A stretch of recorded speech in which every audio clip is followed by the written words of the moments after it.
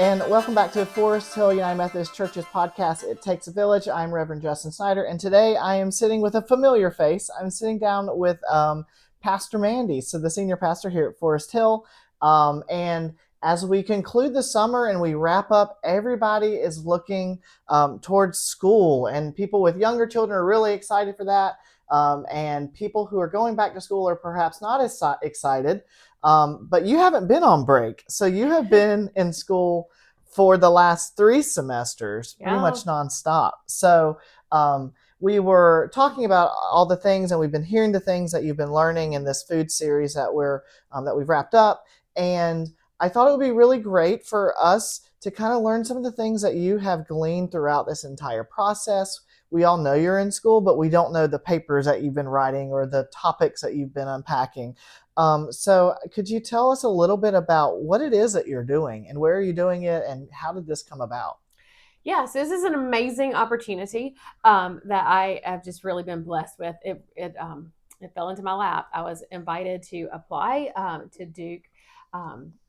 To Duke, and they said, come and apply, and you can apply for a scholarship, and we can help you make this a reality in your life to get your Doctor of Ministry. And I was like, oh, wow, okay.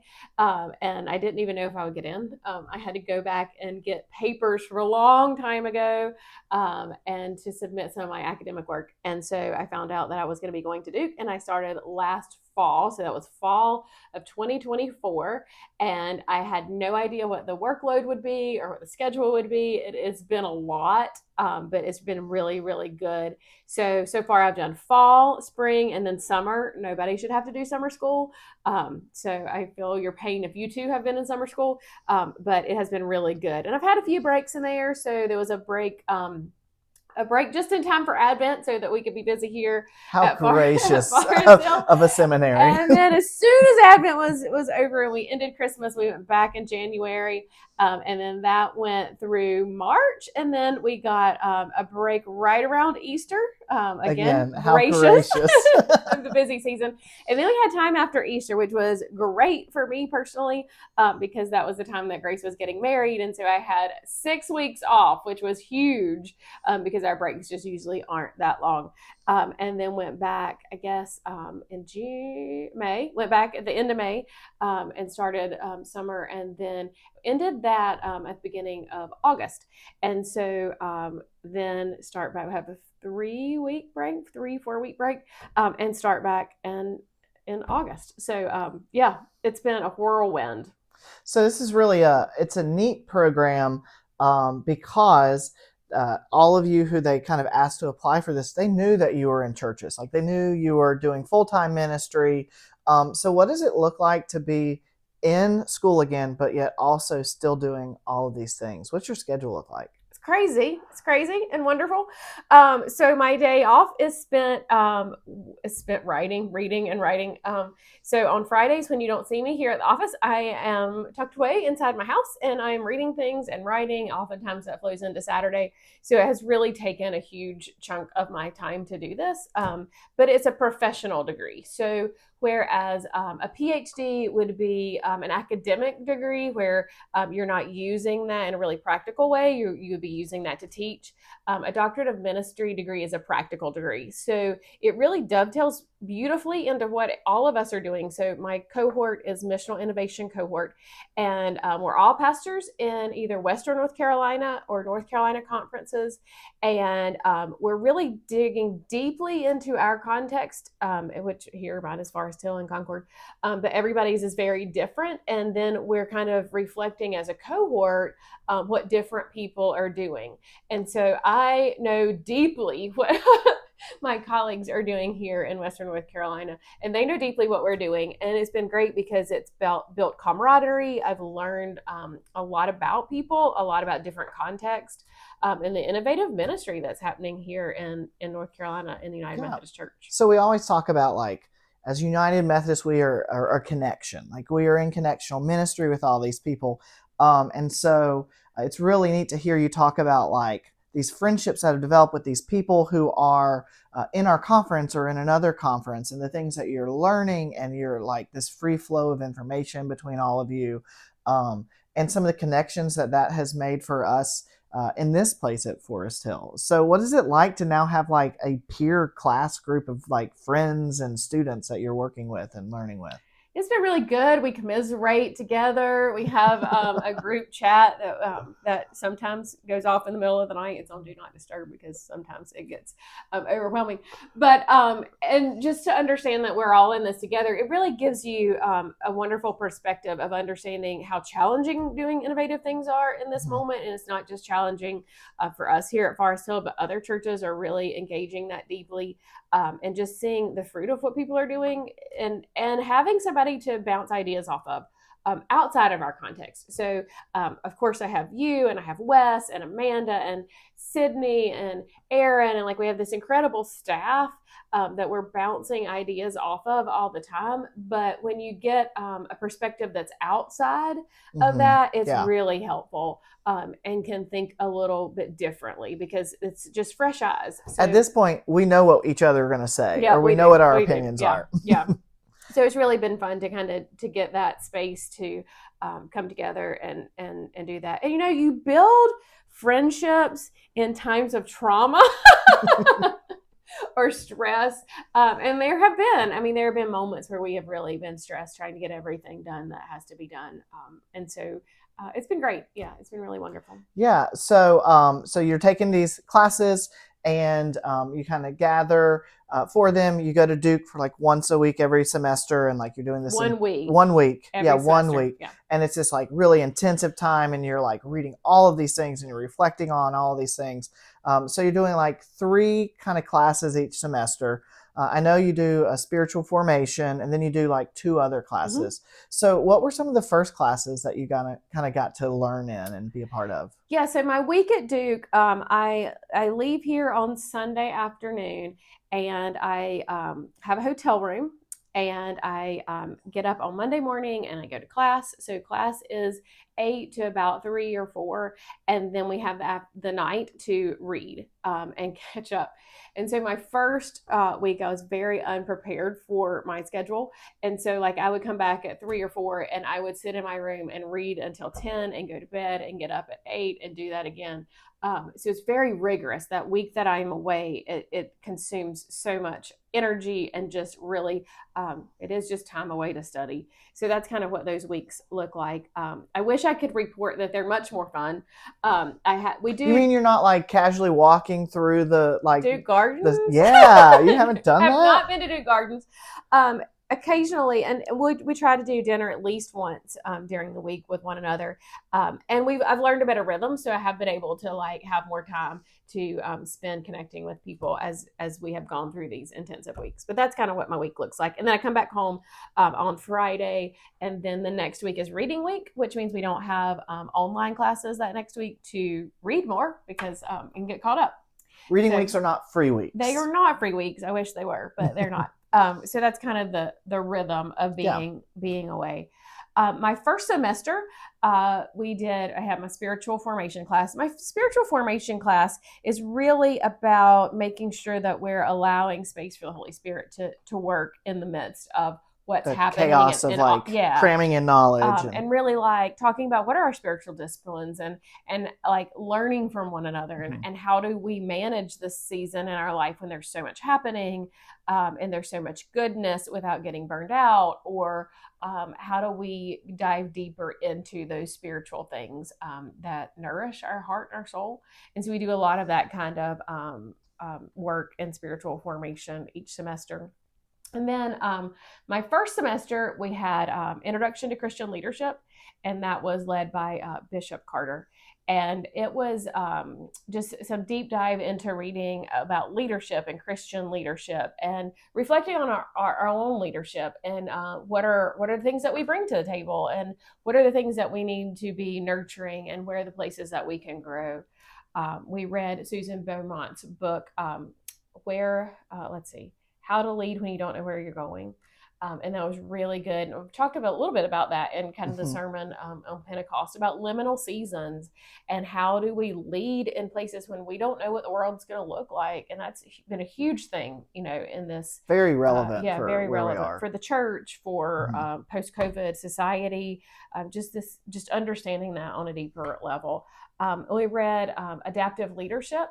And that was a really great book. That's one that was on my shelf already, and we took it out and did a deeper dive into that. That was really great. And then did some work from Gil Rendell around courageous. Yeah, quietly courageous. Quietly courageous. Yeah, that's it. And we had done that here, and so some of it was like some new resources that we added to some things that we have already kind of been in our circle. Yeah. So when you had your first semester, like, your cohort, like the official kind of program you're in is kind of, what's it called? Your group with the bishop. Innovation. Yeah. So like when you were telling me your first class and you're going through it, I was like, wow, like I understand leadership being innovative. And so you had this class that really makes sense. Like, how do we be adaptive? How do we look at where we've been and where we're going, and how are we open to the Spirit and like wherever that moves, and just being open to new things. And so that made a lot of sense. And you have taken some really interesting classes along the way that at first I go, how does that relate to this degree?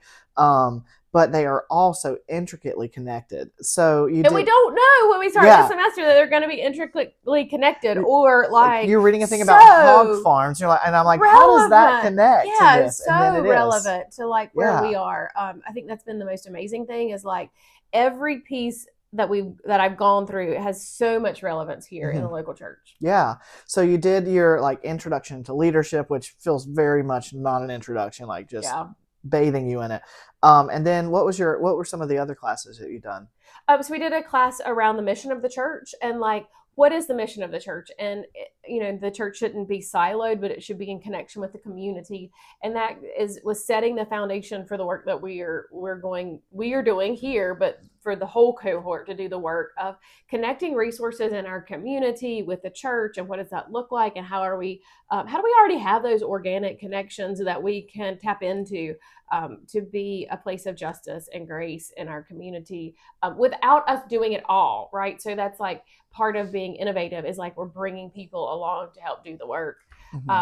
And so in the first semester, the Introduction to Christian Leadership, we had this moment where two people, it was something that was set up. It was an assignment, but basically you had three people, and you would present something that you had, that you were working, that you thought there was opportunity in, and you would answer questions. And for an hour, you would kind of present this, answer questions. And then like the last 20 minutes, you would listen, you would literally turn your chair around and listen to the other two people talk about what they saw in that. And kind of out of that was the beginning of thinking about what a small business incubator space could look like at Gibson Village. So what I brought to the table was, we had this incredible space here. What could we do with that? And this is like what the building looks like what are all the things that we could put on the table for this? And so that was kind of the seed that was planted in an assignment in class that got nurtured when I went with Reynolds Leadership to St. Luke's, which is a different program, but in Indianapolis, and saw their second campus. And so it's just been really amazing, like how God's working in it, and like pulling the connections that need to happen in ways that is just opening space to do that good and holy work, and having the education and the scaffolding under it to be able to do that. So I think this is really interesting to observe kind of from the outside.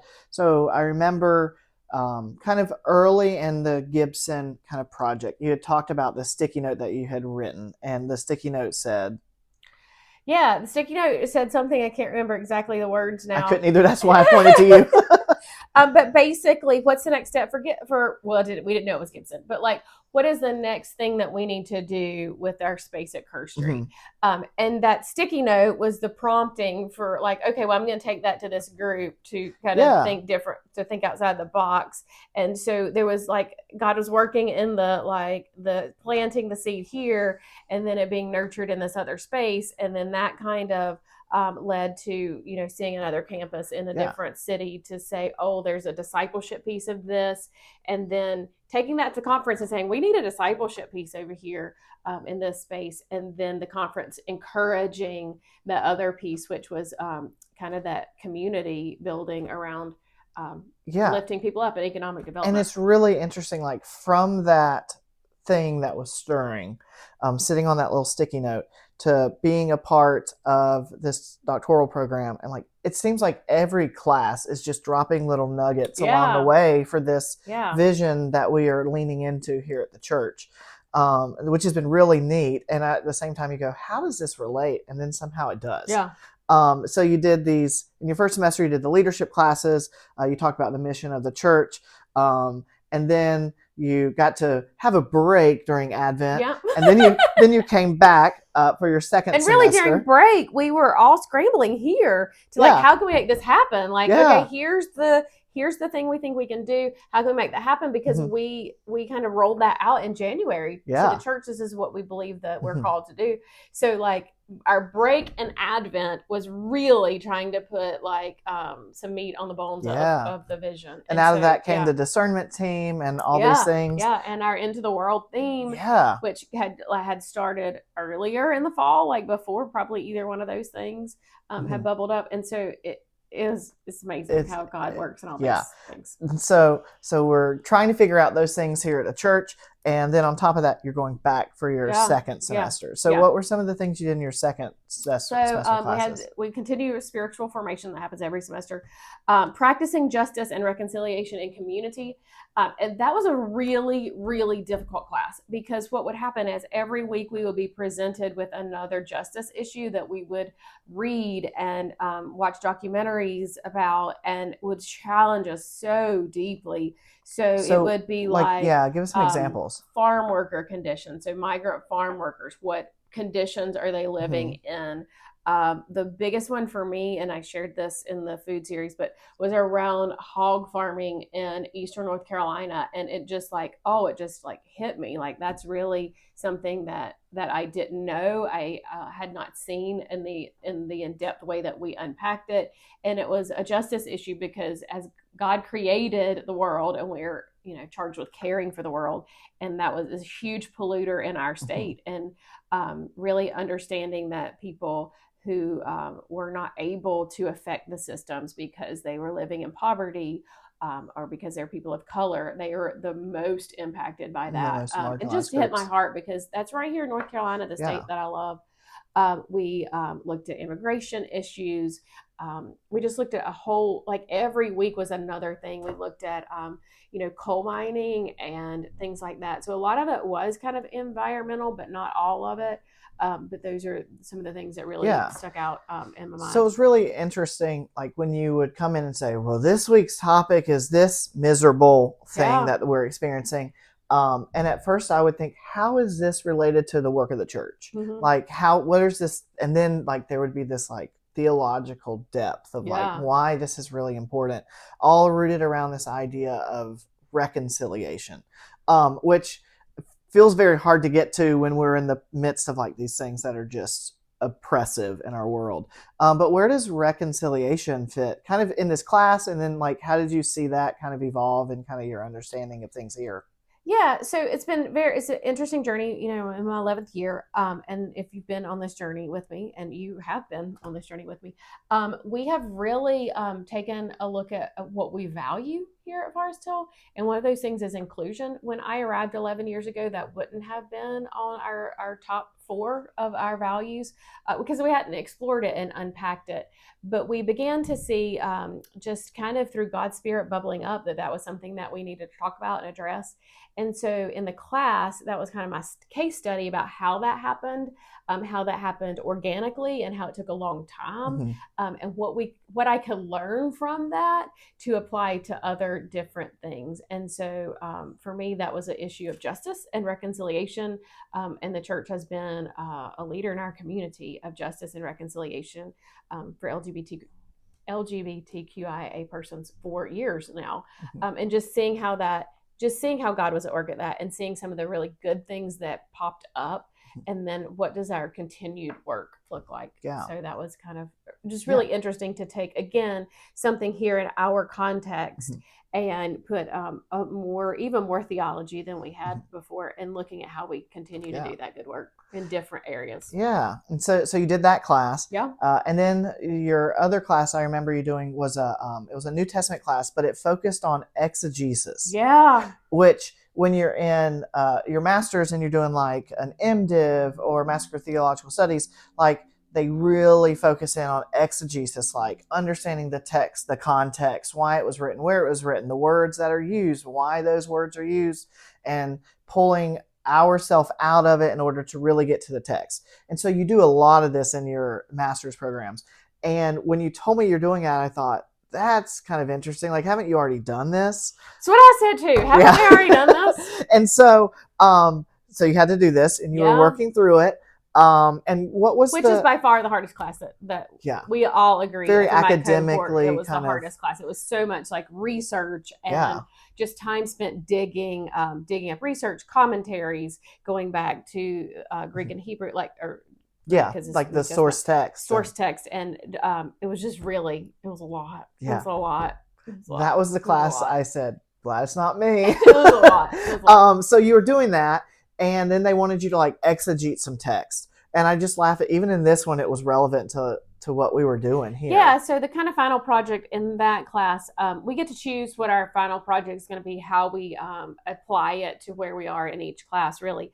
But in New Testament, what they ask us to do is to exegete our context, which means just dig deeply into your context that you're in and find a text that you can pair with that. So we're looking at how the text speaks into our context. And so I took Acts 2 and kind of paired it with all the things that are happening here at Forest Hill, and put together, 15-page paper around what that looks like. And so that, again, it's just like scaffolding for all the things that we're doing here. Everything. We're building everything up, and we're really laying the groundwork for all that is to come. But it's more than, when you hear the things we're doing at Gibson, those are action items. But the heart of what we're doing lies in how we connect that to God, and what is our theological basis for that, and who do we believe the church is? How can we leverage our resources in the community to lift up the community? So it's not just that we want to do something as the church, but we're coming alongside the community and different organizations in order to lift up the goodness of the community and be a prophetic witness in the world.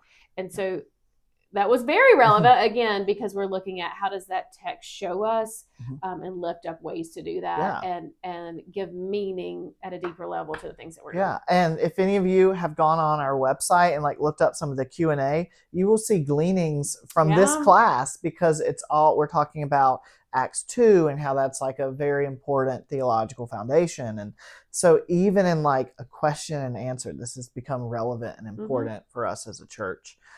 Which is great, I think, along the way too. And for me personally, I have always gravitated to that Acts 2 scripture about the early church and how they spent time together and gathered around the table. And so it was also a piece of that I brought that I valued. So it's multidimensional. Yeah. So that leads us to the summer that we are wrapping up, and we are quickly moving into the fall. And thinking about that, we've heard, I'm not going to ask you anything about the food class that you've done. Heard so much about my food class. Because we've done that all summer, which has been really wonderful. And it's really connected us in it's shaped the way we think about the market. It's shaped the way we have done this food series and our understanding of food and fellowship and justice in these things. And so you did this class. And then you also did one that was about vision, which when you were telling me your summer classes, I thought, okay, she's not going to have to do any work for this one, because that's like your wheelhouse, this understanding of vision, direction, and kind of the staff kind of are gathered around as we discern what we are doing as a church, how our vision is being shaped by what God is calling us to do. And so what did that vision class bring for you in this last couple months? Yeah, the vision class really helped refine some questions, good questions to ask that can lead us. And so what it looked at is what are our hopes and our dreams, and what are our constraints. And so where our hopes and our dreams meet our constraints become our questions. So, for example, if we're dreaming of doing a new worship service, but we don't have the volunteers that we need yet, what is that? How does that create a question for us? How does that drive strategy and vision? And thank goodness that's not one that we have to worry about, because we have it's incredible people here to do that work. That's just first thing that came to my mind. But how do we all have in our churches hopes and dreams, and we all have limits. But when we can ask the right questions, and when we compare those two together well, and we get to the right question, it opens up doors for the right answer. And so the class was a lot about that, asking good questions and looking at the traditions of the church and how we value those traditions. So, for example, for us, I used welcome. Welcome is a tradition. You might not think of welcome as a tradition, but Forest Hill in our DNA has this ability to welcome people well, and to continue to extend ways that people can get engaged, and we're building on that.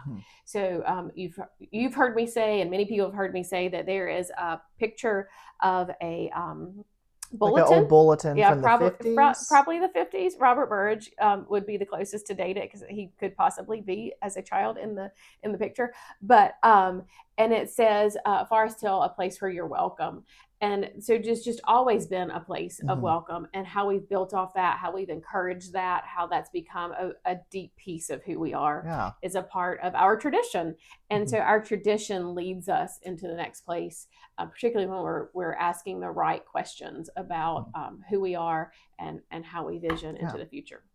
So you're about to enter into the fall. Yeah. I know you have some classes. Yeah. And like before, you know the names, but you don't know anything that's But I know they're going to be relevant. But you know they're going to be relevant. And I'm sure we're going to laugh when we see how relevant they are as we kind of go through it.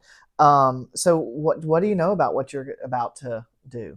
Yeah, so they are theology of Christian leadership. So I'm not exactly sure what that's going to be. When you begin to say things like theology and Christian leadership, they're such big, broad words that I don't exactly know and what then I'm going to be doing. Somehow you're talking about hog farming or something you don't even know. And human and economic development. And I think the human and economic development is going to be right in line with what we're doing. So we are developing humans, and we are working to increase the economic thriving of our community. So I'm really excited about that.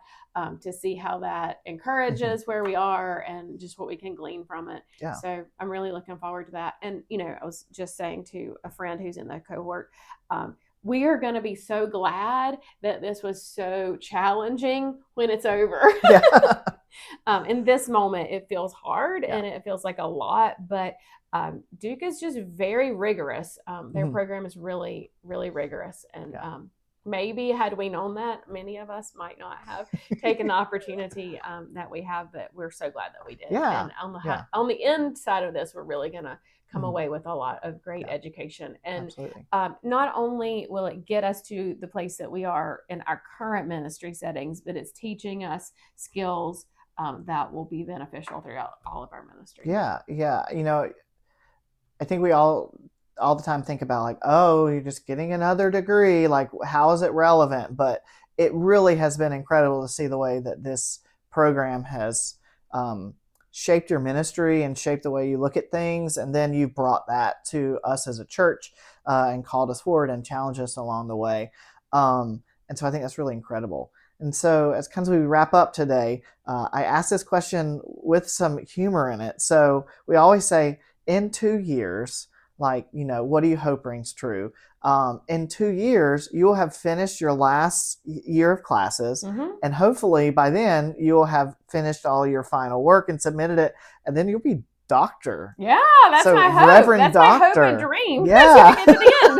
So Yeah. what is that going to look like for you, and what do you think that looks like for us as a church along the way with all these things? Yeah, so I have the fall semester and I have the spring semester, and that's all the coursework I have. And then there's a year of writing about the project that we've done and analyzing it and thinking about how how that can be something even more beautiful than it will be, because we know it's going to be something beautiful. Um, and so, what was the question? What in 2 years? What do What do I you hope's going to hope? ring true, or what do you hope? Oh my goodness, I just believe that something amazing will have bloomed. And I just hope that we can look back and understand the steps of it, and really see God's movement and work in it. I think sometimes when we get too far removed from that, we miss those really holy moments.